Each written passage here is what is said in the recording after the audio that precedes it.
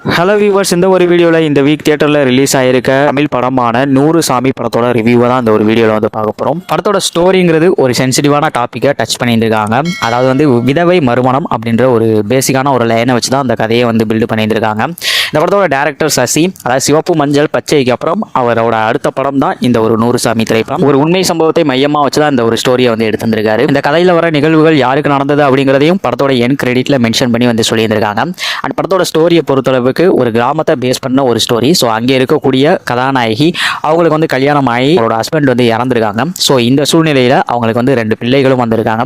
அந்த 2 பிள்ளைகளையும் எப்படியாச்சும் வளர்த்து ஒரு பெரிய ஆள் ஆக்கணும் அப்படின்ற ஒரு பெரிய லட்சியம் அவங்களுக்கு வந்து இருக்கு. அண்ட் அதே மாதிரி லேட்டர் பீரியட்ல அவங்களுக்கு மறுமணம் செய்து கொள்ளணும் அப்படின்ற ஒரு முடிவையும் வந்து அவங்களே வந்து எடுக்கிறாங்க. ஸோ இதுக்கப்புறம் இந்த ஸ்டோரியில் என்னெல்லாம் வந்து நடக்குது, அவங்கள இந்த சமுதாயம் எப்படி பார்க்குது, அவங்களுக்கு இருக்கக்கூடிய கஷ்டங்கள் அண்ட் எமோஷன்ஸ் எல்லாமே வந்து கலந்து ஒரு படமாக வந்து ப்ரெசென்ட் பண்ணியிருக்காங்க. அண்ட் அங்கங்கே வந்து காமெடியும் வந்து ட்ரை பண்ணியிருக்காங்க. அண்ட் ஃபுல் அண்ட் ஃபுல் ஒரு எமோஷனல் பேக்கடாக தான் அந்த படத்தை நான் வந்து பார்க்குறேன். அண்ட் அதே மாதிரி வந்து ட்ராமா வைஸ் நிறையவே வந்து ட்ரை பண்ணியிருக்காங்க அப்படின்னு தான் வந்து சொல்லணும்.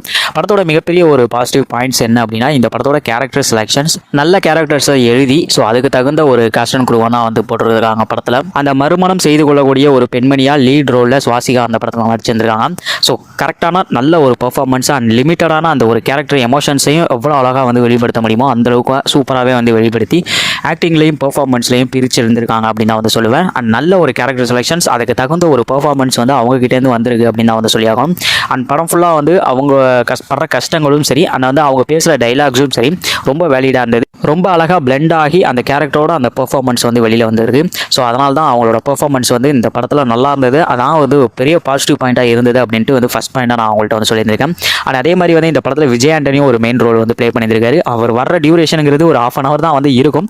பட் ஆனால் இருந்தாலுமே அவர் பண்ணிட்டு போயிட்டு இருக்க அந்த ஒரு கேரக்டர் இருக்குல்ல, சின்ன சின்ன ரியாக்ஷன்ஸ் கொண்டுமே வந்து அவ்வளோ அழகாக வந்து பண்ணியிருக்காருன்னு நினைக்கிறேன். சசி அவர்களுக்கு விஜய் ஆண்டனியை எப்படி யூஸ் பண்ணணும் அப்படிங்கிறது வந்து பர்ஃபெக்டாக வந்து தெரியும்னு நினைக்கிறேன். ஏன்னா அந்த அளவுக்கு கரெக்டாக வந்து யூஸ் பண்ணி அவர்கிட்ட வந்து அழகான ஒரு பெர்ஃபார்மன்ஸை படத்தின் இயக்குனர் பர்ஃபெக்டாக வந்து வாங்கியிருக்காரு. அண்ட் அதே மாதிரி வந்து விஜய் ஆண்டனியோட பெர்ஃபார்மன்ஸ் ஒரு யூனிக்காக இருந்தது. இந்த படத்தில் நல்லா இருந்தது. படத்தில் எமோஷன் சீன்ஸ் சூப்பராக வந்து ஒர்க் அவுட் ஆயிருந்தது. அதே மாதிரி வந்து எமோஷனலாகவும் வந்து நிறைய இடங்கள் வந்து பார்க்குற ஆடியன்ஸுக்கு வந்து கொஞ்சம் கனெக்டிவாகவே வந்து ஃபீல் ஆயிருந்தது அப்படின்னு நான் நினைக்கிறேன். ஸோ அது இந்த அளவுக்கு வந்ததுக்கான ஒரு ரீசன் என்ன அப்படின்னா, எமோஷனல் சீன்ஸை இவங்க அழகாக வந்து உட்காந்து எழுதியிருந்திருக்காங்க அப்படிங்கிறது வந்து படம் பார்க்கும்போதே வந்து நம்மளால் ஃபீல் பண்ண முடியுது. ஸோ அதனால தான் அந்த எமோஷனல் சீன்ஸ் எல்லாமே வந்து நல்லாவே வந்து ஒர்க் அவுட் ஆயிருந்திருக்கு. அதே மாதிரி வந்து டைலாக்ஸ் வைஸும் வந்து சும்மா நறுக்குன்னு வந்து நல்ல டைலாக்ஸாக வந்து எழுதியிருந்தாங்க. படம் முடிஞ்சு வெளியில் வரும்போதும் வந்து அந்த டைலாக்ஸ் மனசில் வந்து நிற்கிறத வந்து நம்மளால் வந்து ஃபீல் பண்ண முடியுது.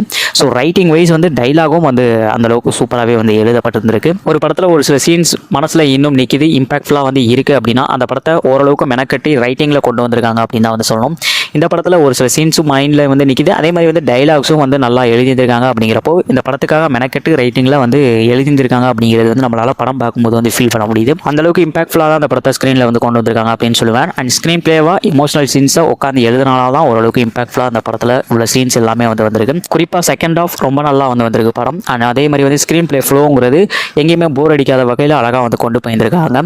படத்தோட எண்டிங்கிறது உண்மையிலே வந்து நல்லா இருந்தது. குறிப்பாக செகண்ட் ஆஃபில் அடுத்து என்ன நடக்கும் அப்படிங்கிறதையும் வந்து நிறையா வந்து ஃபீல் பண்ண வச்சுருக்காங்க ஆடியன்ஸாக. இந்த படத்தோட கிளைமேக்ஸை பொறுத்தளவுக்கு அது ஒரு டிஃப்ரெண்டான ஒரு எண்டிங்காக தான் வந்து இருந்தது. உண்மையிலே நம்ம எதிர்பார்த்ததுக்கான அப்பாற்பட்ட ஒரு எண்டிங்காக அது வந்து வச்சிருந்திருக்காங்க. அதுவும் வந்து படத்தில் வந்து ஒர்க் அவுட் ஆயிருந்திருக்கு அப்படின்னு தான் வந்து சொல்லுவேன். ஏன்னா கிளைமேக்ஸ் வரையுமே நம்ம ஒன்று வந்து கெஸ் பண்ணி வச்சிருந்தோம். ஸோ எண்டிங் வந்து இப்படி தான் வந்து இருக்க போகுது அப்படின்ட்டு. பட் அது இல்லாமல் வேற ஒரு எண்டிங்கை வந்து வச்சிருந்திருக்காங்க.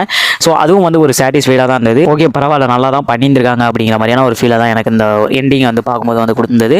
ஸோ ஒரு பாசிட்டிவ் பாயிண்ட் அப்படின்னு தான் வந்து சொல்லுவேன் அந்த கிளைமேக்ஸும். அதுக்கப்புறம் வந்து இந்த படத்தில் உள்ள சப்போர்ட்டிங் காஸ்ட் அஜய் திஷன், லிஜமுல் ஜோஸ், கருணாஸ் எல்லாம் சப்போர்ட்டிங் காஸ்ட்டில் ரோல் ப்ளே பண்ணியிருக்காங்க. ஸோ அவங்களோட கேரக்டர் என்னவோ அதுக்கு தகுந்த ஒரு பர்ஃபார்மன்ஸ் தான் வந்து கொடுத்துருக்காங்க. பட் அவங்களோட கேரக்டர் ரைட்டிங்கை பொறுத்தளவுக்கு எனக்கு என்னமோ பெருசாக வந்து அந்தளவுக்கு இம்பாக்ட்ஃபுல்லாலாம் இல்லை. ஏன் அப்படிங்கிறத வந்து நான் பின்னாடி வந்து சொல்கிறேன். இந்த படத்தை எழுதியிருக்கிறது சசி மோகன்ராஜன் அப்படின்ற 2 பேர் வந்து எழுதியிருக்காங்க. படத்தோட டேரக்டர் வந்து சசி தான். ஸோ டேரக்ட் பண்ணியிருக்கிறது அவர் தான் வந்து பண்ணியிருக்காரு. ஸோ அவரோட டேரக்ஷன் வைஸ் வந்து படத்தில் நல்லாவே வந்து பண்ணியிருக்காரு அப்படின்னு தான் வந்து சொல்லுவேன். பட் ஒரு சில குறைகள் இருக்குது. அது என்ன அப்படிங்கிறதையும் வந்து நம்ம அப்போ வந்து பார்க்கலாம். அண்ட் டெக்னிக்கலாக அந்த கிராமத்தோட அட்மாஸ்பியர், ஸோ அதுக்கு தகுந்த ஒரு பேக்ரவுண்ட் மியூசிக் அண்ட் அதுக்கு தகுந்த மாதிரியான ஒரு எடிட்டிங் அண்ட் நல்ல ஒரு சினிமாட்டோகிராஃபியோட இந்த படத்தை வந்து கொண்டு வந்திருக்காங்க. ஸோ டெக்னிக்கலாக உண்மையிலேயே நல்லா தான் வந்து பண்ணியிருக்காங்க அப்படின்னு வந்து சொல்லுவேன். அண்ட் அப்படியே இந்த படத்தோட நெகட்டிவ் பாயிண்ட் சைடு நம்ம வந்து வந்துடலாம். இந்த படத்தோட நெகட்டிவ் பாயிண்ட்டாக நான் எதை பார்க்குறேன் அப்படின்னா, எஸ் வந்து நம்ம சசி அவர்களோட ரைட்டிங்கை தான் வந்து பார்க்குறேன். இதுக்கு முன்னாடி ரைட்டிங் நல்லா இருந்ததுன்னு நான் சொல்லியிருந்தேன்ல. ஸோ அது ரைட்டிங் எல்லாமே நல்லா தான் வந்து பண்ணியிருக்காங்க. பட் என்ன இங்கே ஒரு பிரச்சனை அப்படின்னா, ரைட்டிங்கில் இவங்க கொண்டு வந்தது எல்லாமே வந்து செகண்ட் ஹாஃபில் ரொம்ப அழகாக வந்து கொண்டு வந்திருக்காங்க அப்படின்னு நான் சொல்லியிருந்தேன். பட் அதே மாதிரி வந்து இந்த படத்தோட ஃபர்ஸ்ட் ஹாஃப் ரொம்ப வந்து ட்ராமாவாக வந்து போயிருந்துருக்கோ அப்படின்ற ஒரு ஃபீலை தான் வந்து கொடுத்தது.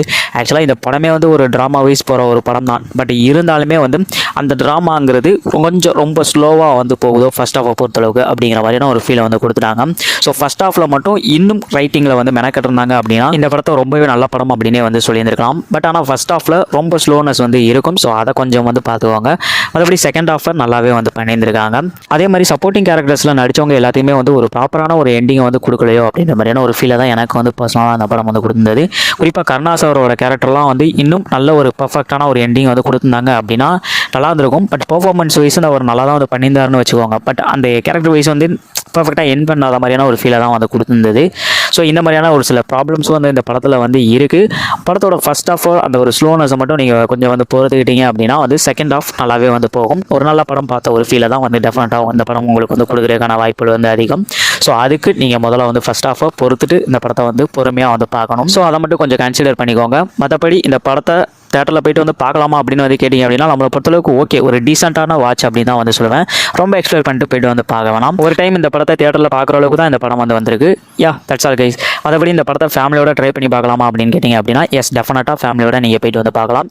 இந்த வீக் தேட்டரில் அந்த படம் வந்து ரிலீஸ் ஆயிருக்கு. ஸோ பார்க்கணும்னு நினைக்கிறவங்க வந்து பாருங்கள். அப்படியே நம்மளோட வீடியோ பிடிச்சிருந்ததுன்னா ஒரு like and share and subscribe பண்ணிக்கோங்க. அண்ட் மீண்டும் நிறைய வீடியோஸ் விமர்சனங்களோடு உங்களை வந்து மீட் பண்ணுறேன். Thank you so much. Bye bye and love you guys.